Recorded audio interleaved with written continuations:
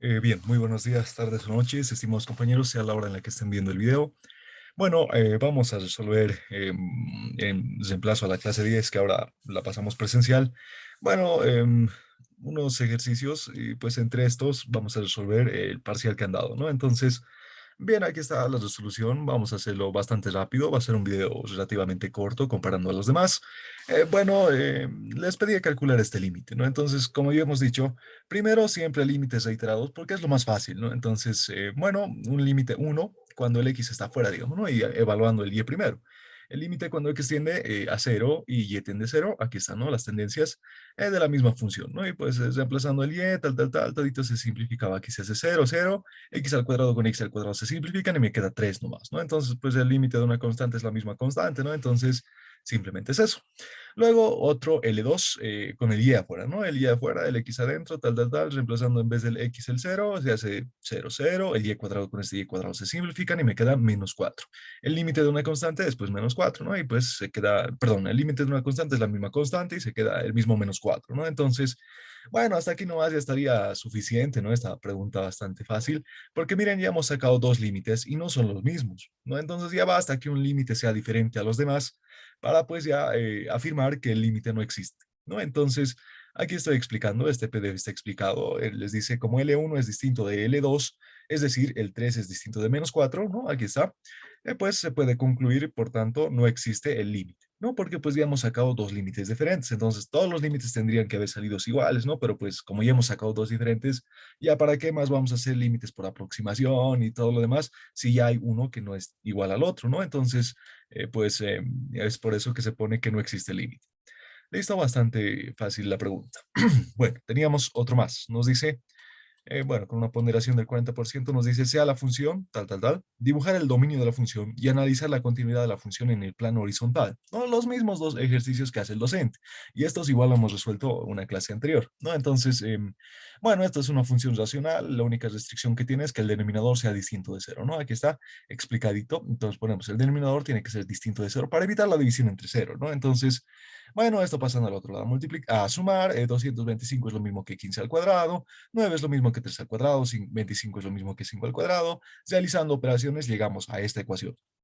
Entonces, esta es la restricción que tenemos para esta función de dos variables, ¿no? Entonces, pues ponemos el dominio de la función, son todos esos pares ordenados, tales que si par ordenado pertenece a los reales al cuadrado.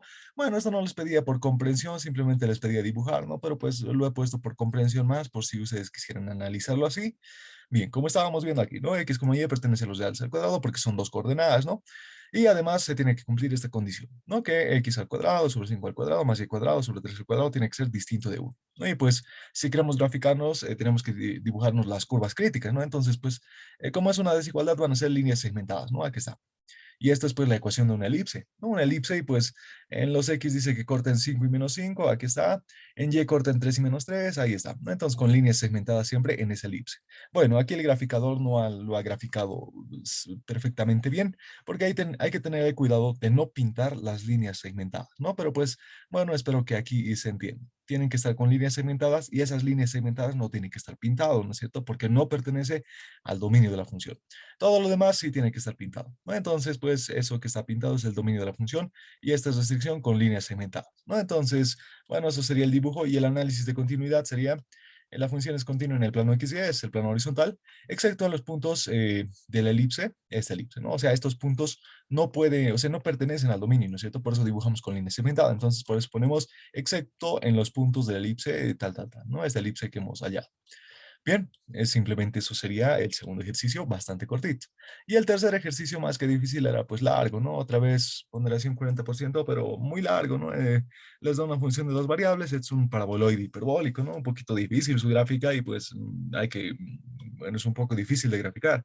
Entonces nos dice en el punto, aquí es el punto, dibuja las curvas C1, que es la función con X variable y evaluado en Y igual a menos 4, la curva C2 con X constante y evaluado en el punto, perdón, con X constante y el Y variable, ¿no?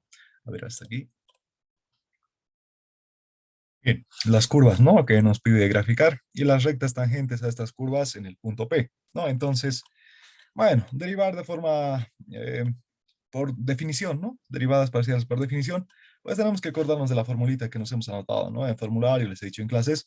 Entonces, pues la derivada parcial con respecto de x, digamos, evaluado en un punto a, b, ¿no? Es la notación que maneja el docente, evaluado en un punto a, b, es el límite cuando x tiende al punto a su tendencia, ¿no? Al a.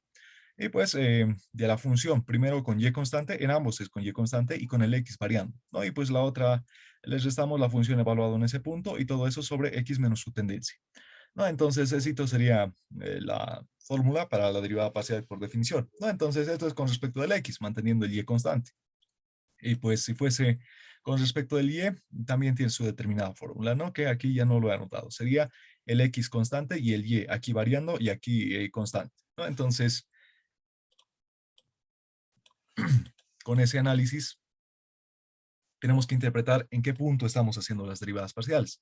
Nos dice evaluado en un punto, ¿no es cierto? Entonces, en el punto A, B, y el punto A, B es pues el punto P, nos dice aquí en el enunciado del problema, que es 2, menos 4, ¿no? Entonces, pues bueno, hay que ir calculando este límite bastante, simplemente hay que reemplazar, ¿no? La derivada parcial de la función con respecto del X evaluado en el punto A, B, pero A, B vale 2, menos 4, es el límite cuando X tiende aquí, ¿no? A su valor de X tiende a 2, de la función con X variando y Y constante. En ambos es con Y constante, ¿no? Y Y constante es pues el valor de y que va a tomar, es menos 4 en ese punto, menos 4 menos 4. Y pues en el otro, en la función evaluada, el 2 también constante, ¿no? Entonces hay que ir construyéndonos este límite de acuerdo a la fórmula, ¿no? Entonces, y aquí abajo en el denominador es x menos su tendencia, menos el 2, ¿no? Y pues después de esto, hay que ir construyendo uno por uno, ¿no? Así, bueno, se podría trabajar directo en el límite, pero pues si construiríamos directo en el límite, sería un poquito largo, ¿no? Entonces podemos ir viendo uno por uno la función con x variable y y constante aquí, ¿no? Entonces, a ver, simplemente es composición de funciones, ¿no?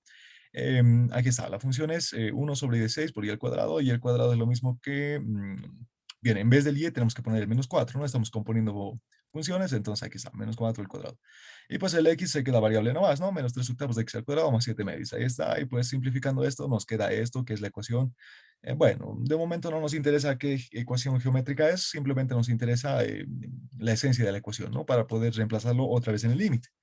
Y pues bueno, esta otra parte también, la función evaluada en el punto 2, menos 4. Simplemente es evaluar, ¿no? En vez del x ponemos 2 y en vez del y ponemos menos 4. Reemplazando los valores en la función vamos a tener tal, que todo el resultado sale 3. Ya. Y listo, ¿no? Reemplazando estos datos en el mismo límite, vamos a tener aquí está, ¿no? El límite cuando x tiende a 2 de la función con x variable y y constante, y eso es todo esto, evaluado en el punto, y eso es todo eso sobre x menos 2 y aquí está, ¿no? Entonces, bueno, este es el límite. Bueno, aquí hay que simplificar algunas cosas. 16 sobre 16 con este negativo 16 sobre 16 se simplifican o se anulan, perdón. Y este 7 medios con este negativo 7 medios, porque está con menos, ¿no es cierto? Se vuelve negativo. Igual se van a anular y factorizando el negativo 3 octavos de aquí, voy a tener x al cuadrado menos 4. Aquí está, ¿no? Simplemente es factorizar. Y aquí es x menos 2, x menos 2. Si yo calculase el límite directamente sería una indeterminación, ¿no es cierto? Una indeterminación 0 sobre 0, pero pues bueno, está fácil esto, ¿no? Hay que factorizar aquí arriba para eliminar ese factor que me provoca la indeterminación. Entonces, aquí arriba es una diferencia de cuadrados, se puede desarrollar así, aquí el x menos 2 con este x menos 2 se simplifican y me queda esta función, este límite, ¿no? Y pues ya no es indeterminación, reemplazamos en vez del x el 2 y nos queda 2 más 2, 4, el 4 con el 8 se simplifican y me queda un negativo 3 medios. Aquí está. Y eso es la derivada parcial de x evaluado en el punto 2, menos 4 por definición, ¿no? Entonces, bueno, simplemente es eso. Y esto es pues la pendiente mx, ¿no? La pendiente de una recta tangente en ese punto que pues, bueno, tiene una pendiente negativa, ¿no? Con respecto al eje x positivo, ¿no? Entonces ahorita en su gráfico vamos a ver a qué se refiere eso. Bien, simplemente sí, eso, ¿no? Para la derivada parcial de la función con respecto a x, eso es lo que hemos hecho en clases presenciales el anterior viernes.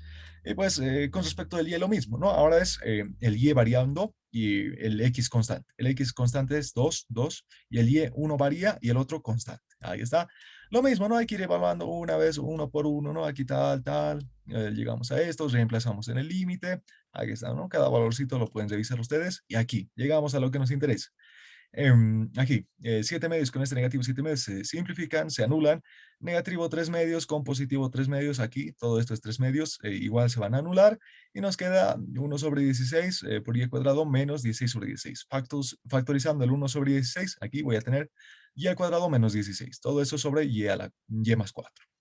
Bien, aquí, si reemplazo el y igual a -4 en esto, se produce la interminación 0/0, igual como siempre, ¿no? Entonces, bueno, hay que eh, aplicar artificios, ¿no? Aquí, pues, simplemente es factorizar y nos queda, esta es una diferencia de cuadrados, este constante puede salir del límite, y nos queda que y-4 por y+4 sobre y+4, ¿no? El y+4 con el y+4 se simplifican y me queda este límite que ya no es indeterminación. Simplificando me queda -1/2. Y esto es la derivada parcial por definición de la función con respecto del y evaluado en el punto 2, -4, ¿no? Entonces, y esto es pues la pendiente de una recta alaviada al y, que es no exactamente paralela, pero pues son rectas que no se cruzan, ¿no? Se dice la pendiente en dirección al eje y, ¿no? Entonces, bueno, entonces simplemente sería eso, ya hasta ahí serían las derivadas parciales por definición, pero también nos piden dibujar unas curvas. A ver, nos pide dibujar la curva C1, que es lo mismo que f con x variable y y constante. Pero eso ya hemos hecho aquí, miren, f con x variable y y constante, y eso dice que es esta ecuación.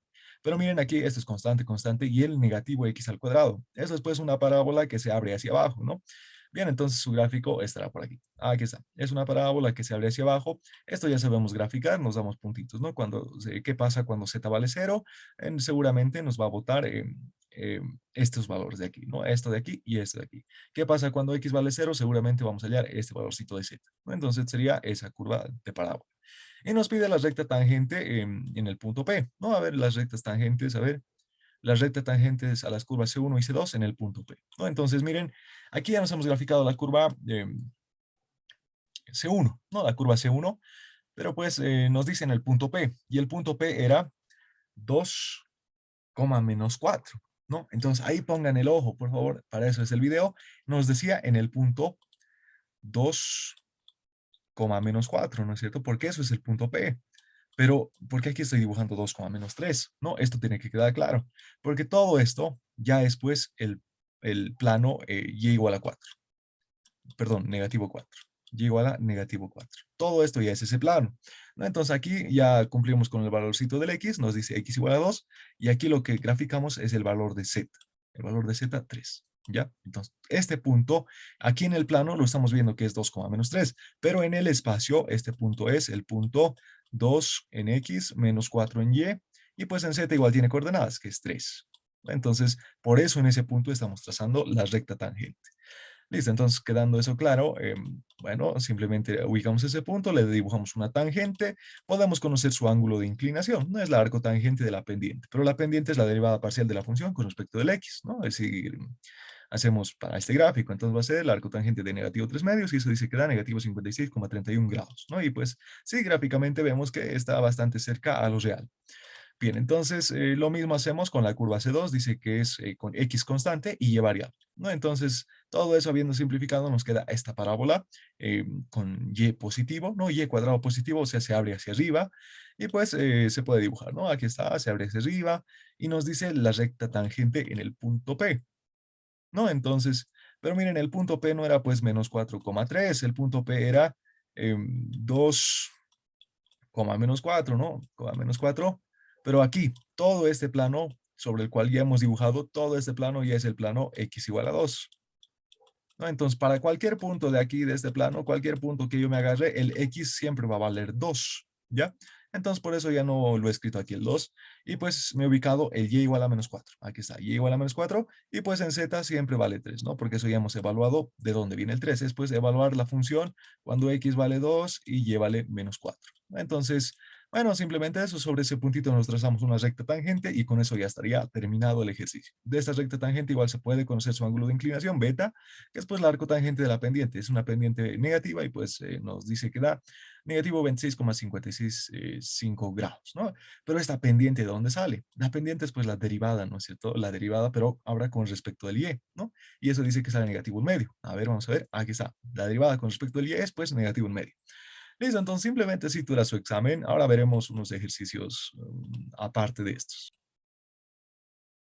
Bien, vamos a terminar viendo unos cuantos ejercicios bastante rápidos, bastante sencillos que los hemos visto en clases igual. Nos dice un ejercicio número 1 para la función f de x, y igual a, bueno, una función bastante sencilla, sin logaritmos, sin raíces, sin trigonometría, nada, ¿no? Una función polinómica nomás. Nos dice hallar la derivada direccional de la función en dirección al vector unitario u, ¿no? Así se lee, un nombre bastante largo, pero pues es así como se lee esta notación. En el punto P, 2,3 en dirección orientada hacia Q, y 4,4, ¿no? Entonces, bueno, nos dice por incisos, ¿no? Entonces el inciso A ver, nos dice la derivada direccional. Entonces nos recordamos de la fórmula, ¿no? La derivada direccional de f es el gradiente de la función multiplicado escalarmente por un vector unitario u, ¿no? Entonces este vector unitario es en la dirección en la que estamos analizando el gradiente. Bien, entonces, bueno, necesitamos primero el gradiente de la función. Aquí está todo bien explicadito, ¿no? Para que ustedes lo puedan leer aparte. El gradiente de la función, cuando es solamente con dos variables, es la derivada de la función con respecto del x y en la otra componente va a ser la derivada de la función con respecto del y. Y eso, pues,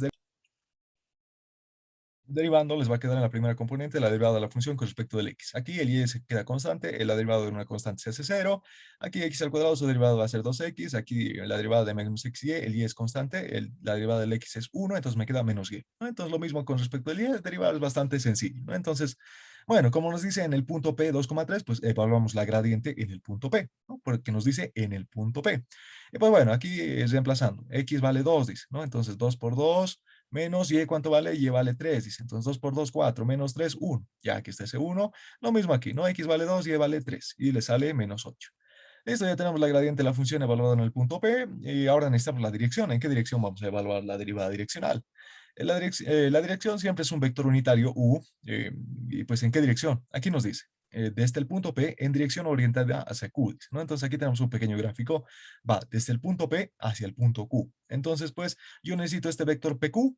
La respuesta es que sí, necesito ese vector PQ, pero necesito solamente para un pedazo. Lo que en realidad necesito es el vector unitario de este vector PQ. Ya el vector unitario, porque pues la dirección viene dada por un vector unitario, ¿no? Entonces, miren, aquí está, el vector unitario U es el vector unitario de PQ, ¿no? PQ es lo mismo que punto final menos punto inicial, tal, tal, tal, y sobre su módulo, ¿no? Y pues el módulo de esto, bueno, realizando operaciones aquí es simplemente una resta de vectores. Aquí es teorema de Pitágoras y nos queda todo esto, ¿no? Simplificando nos va a quedar que el vector unitario había sido 1 sobre raíz de 5 por 2,1.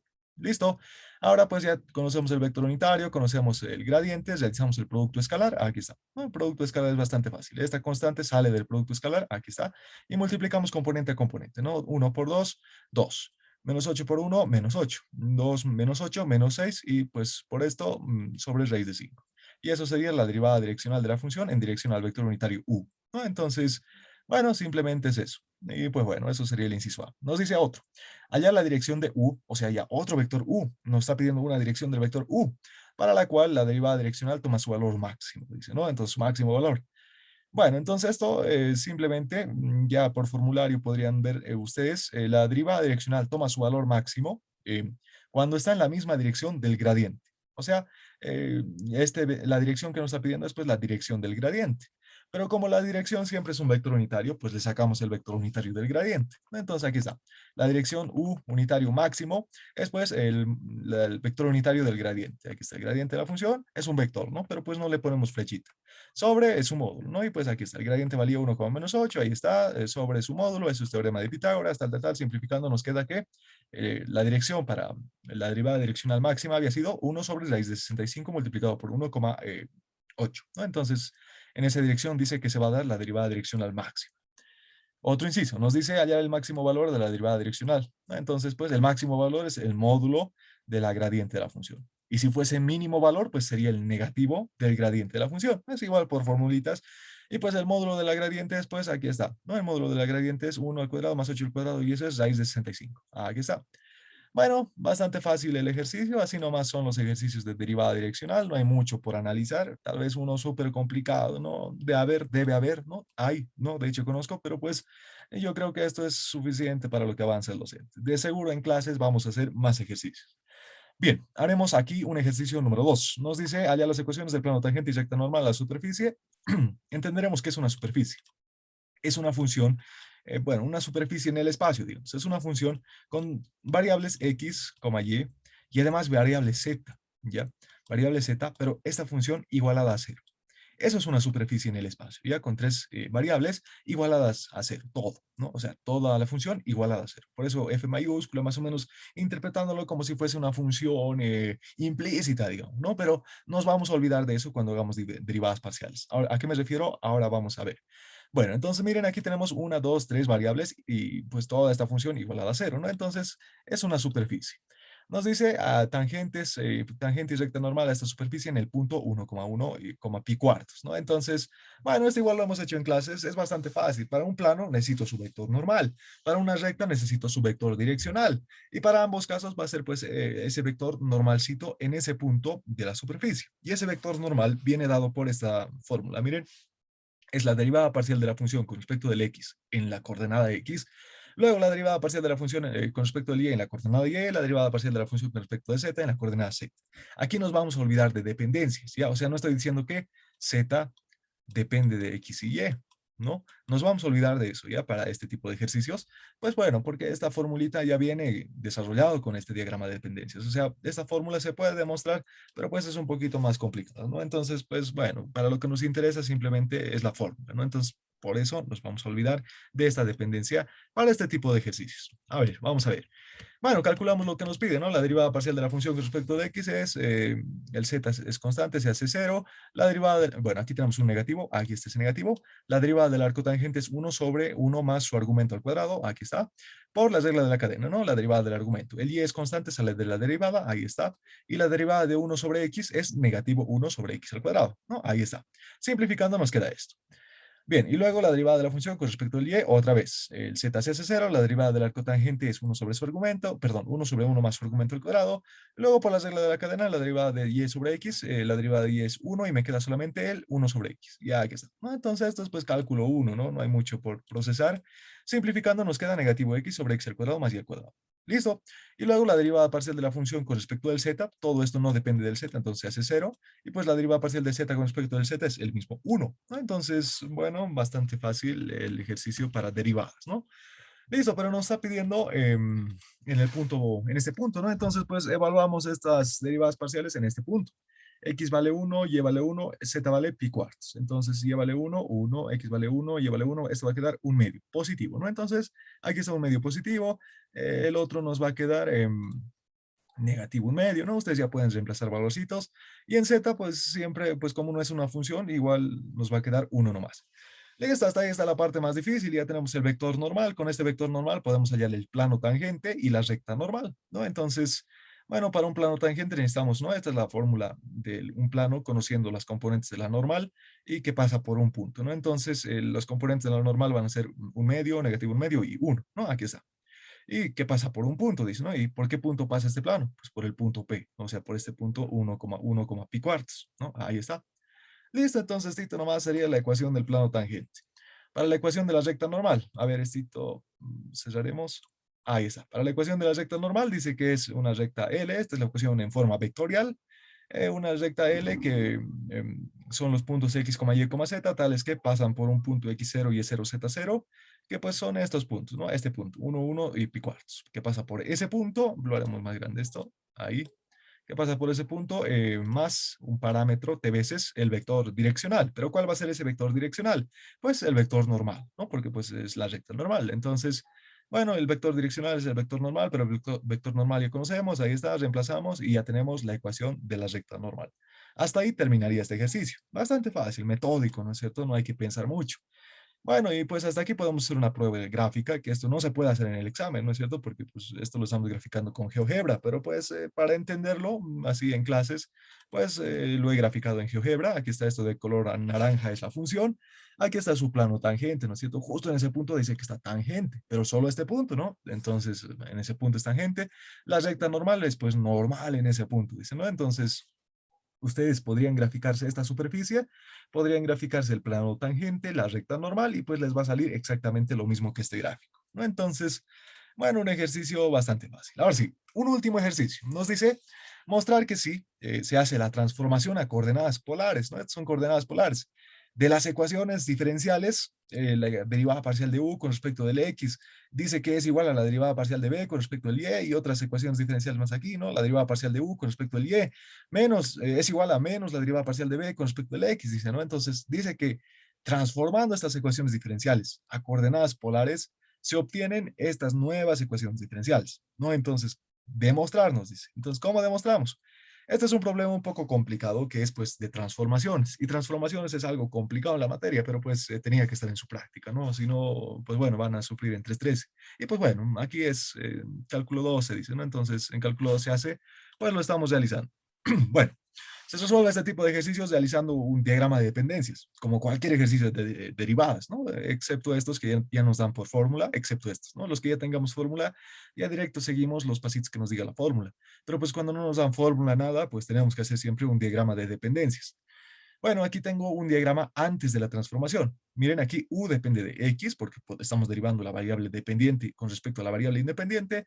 Eh, Aquí también, el B depende también del X, ¿no? Entonces, y el B también depende del Y, el U también depende del Y, ¿no? Entonces, antes de la transformación, las variables dependientes U, B dependen de X y dependen de Y, ¿no? Entonces, luego, después de la transformación, miren aquí, U va a depender de ρ y también va a depender de tita, B va a depender de ρ y U también va a depender de tita, ¿no? O sea, hay nuevas variables independientes. Eso es lo que estoy plasmando aquí. U, B dependen de ρ y de tita. Pero a su vez, bueno, para poder transformar, tenemos un sistema de ecuaciones aquí. Si nosotros resolvemos este sistema de ecuaciones, vamos a tener que X depende, perdón, que ρ depende de X y también depende de Y, ¿no? Y tita igual depende de X y también depende de Y. Bien, podemos resolver este sistema de ecuaciones, ¿no? Es fácil, no, bueno, no es tan fácil, ¿no? Rho al cuadrado les va a salir que es lo mismo que x al cuadrado más y cuadrado, ¿no? Entonces de aquí, pasando este cuadrado al otro lado con más menos, van a tener que rho es lo mismo que más menos la raíz cuadrada de x al cuadrado más y al cuadrado, ¿no? Entonces, bueno, miren, derivar una raíz y adentro con cuadrados me parece bastante poco eh, bueno, no parece mucho, bueno, no parece lo más adecuado para este ejercicio, ¿no? Entonces, miren lo que vamos a hacer. Aquí nuestro diagrama de dependencias, hasta aquí ya está todo bien, ¿no? Ahora sí, vamos a utilizar primero la ecuación número uno. ¿Qué tenemos en la ecuación número uno? Tenemos la derivada parcial de u con respecto al x. Y como estamos transformando, vamos a utilizar el segundo diagrama, el diagrama después. Miren, derivaremos. Derivada de u con respecto del x va a ser, seguimos la cadena, ¿no? Derivada de u con respecto del rho y derivada de rho con respecto del x. Aquí está. Luego, derivada de u con respecto de tita y derivada de tita con respecto del x. Aquí está. Ahora, ¿qué más tenemos en la ecuación? Nos dice derivada parcial de b con respecto del y. Entonces, buscamos. La derivada parcial de b con respecto del y va a ser derivada parcial de b con respecto del rho, derivada parcial de rho con respecto del y, luego derivada parcial de b con respecto de tita y derivada parcial de tita con respecto del y. ¿No? Aquí está. Esas ecuaciones le estoy dando el nombre de alfa y beta. Hasta ahí todo bien. Es lo que hemos visto en clases, ¿no es cierto? Simplemente hay que seguir el caminito hasta llegar a la variable. Bueno, hasta aquí nos estaría faltando derivada parcial de u con respecto del rho. Ah, eso es pues lo que estoy buscando para transformar, ¿no es cierto? Muy bien. Pero nosotros no tenemos la derivada parcial de rho con respecto del x, ¿no? Eso no está en las ecuaciones al final. Entonces, aquí se los estoy aclarando. Está súper explicado. Les digo, necesitamos o hacen falta las derivadas, tal derivada parcial de rho con respecto del x, rho de x, rho con respecto del y, tita con respecto del y, ¿no? Entonces, para lo cual es necesario ver las condiciones de transformación del problema. O sea, estas derivadas parciales vamos a hallar utilizando las condiciones de transformación. O sea, esta transformación a coordenadas polares. Miren, aquí lo he vuelto a copiar. ¿Qué vamos a hacer? Pongan aquí, bueno, no lo voy a tratar de explicar tan rápido. Este sistema de ecuaciones, porque son dos ecuaciones, ambos lo voy a derivar parcialmente respecto de x. Miren, la derivada parcial de x es 1. Luego, aquí rho y tita, veremos nuestro diagrama. Miren, rho y tita dependen de x, ¿no? Entonces, ambos dependen de x, es pues el producto de dos funciones que dependen de x. ¿Cómo es el producto de dos funciones? Va a ser la derivada del primero, derivada parcial de rho con respecto del x, por el segundo sin derivar, coseno de tita. Más la derivada, bueno, el primero sin derivar, más el primer sin derivar, aquí está, rho, por la derivada del segundo. La derivada del coseno es menos el seno por la derivada de su argumento, ¿no es cierto? Por la regla de la cadena. Entonces, por la derivada de tita con respecto del x. Ahí está. Listo, entonces, bueno, lo mismo con la otra ecuación. La derivada parcial de y con respecto al x, pero y pues no depende de x, entonces aquí se hace cero, es una constante.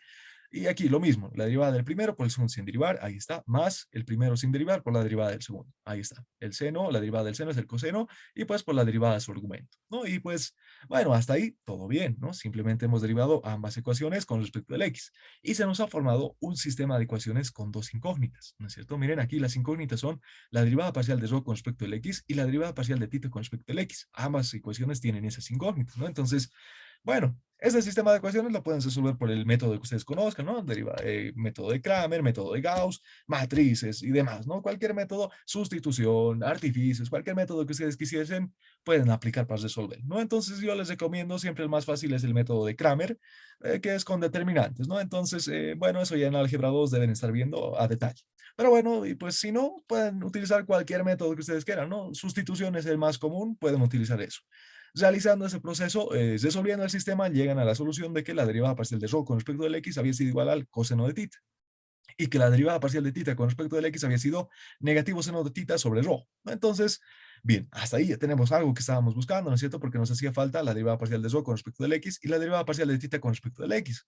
Bueno, nos faltan estas otras derivadas. Entonces, otra vez, en este sistema, las condiciones de transformación, voy a volver a derivar, pero ahora con respecto del y.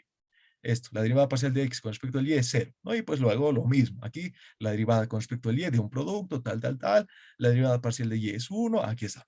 Otra vez, un sistema de ecuaciones con dos incógnitas. Las incógnitas son la derivada parcial de rho con respecto al y, la derivada parcial de rho de θ con respecto al y, ¿no? Entonces, otra vez, resolviendo este sistema por Kramer o cualquier método que a ustedes se les ocurra, el más fácil es el Kramer, les vuelvo a decir, van a llegar a la solución de que la derivada parcial de rho con respecto al y es igual al seno de θ y que la derivada parcial de rho con respecto, perdón, de θ con respecto al y es coseno de θ sobre rho.